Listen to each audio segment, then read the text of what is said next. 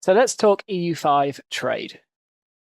You've unautomised your market, you've set up your lovely trade routes, and the game thinks it's going to be very profitable.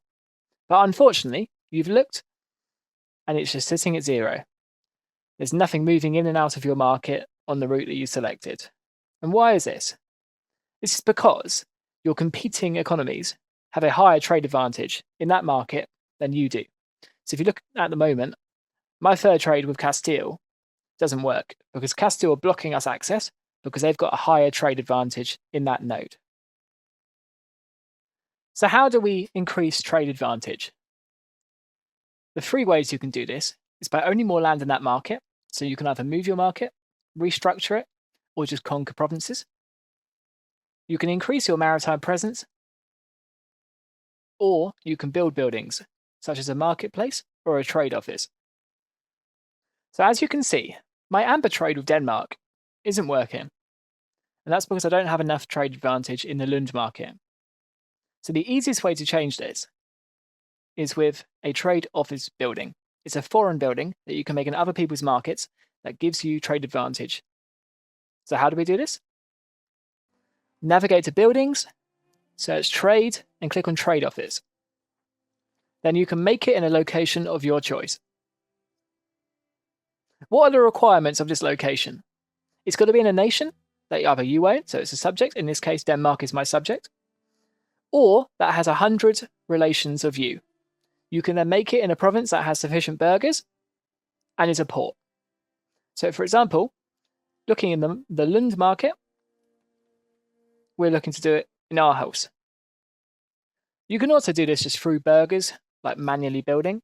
You can click on the province, click on burghers, and build trade office. As you can see, it gives 0.05 maritime presence, which buffs trade advantage as well, trade capacity to the owner, and 0.2 trade advantage. Going back to maritime presence is also another easy way to generate trade advantage. It is modified by a base value set by your technology and where you are in the game, but your maritime presence is increasable quite quickly through the presence of a navy. As you can see on screen, I have my navy in the channel, which is buffing us significantly by 1.08 per day. That's 2 per ship.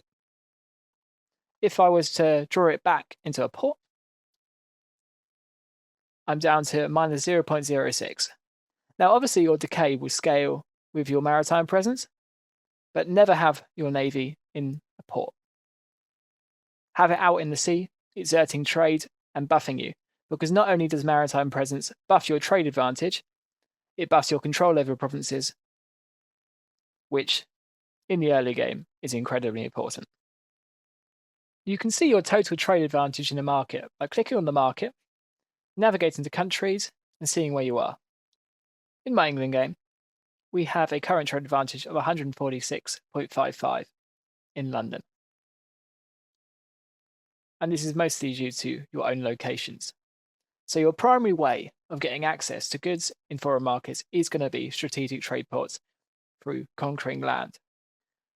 Taking over a market centre in a peace deal can be incredibly important for this, because it adds a base 20. Whereas, as we saw earlier, the trade offers you can make in a friendly market is only 0.2. That's 100 times more valuable. It's also in your own land, so your burghers estate can buff you up. As you can see here, we get 22.6 from Abbeville, which gives us second place in the Abbeville market, which is essentially the old Paris market. What does this proportion of trade advantage give us? We're now in second place in this market, which means that we might lose out to the Kingdom of France if they so wish, but we can outcompete all other nations in this market for its goods.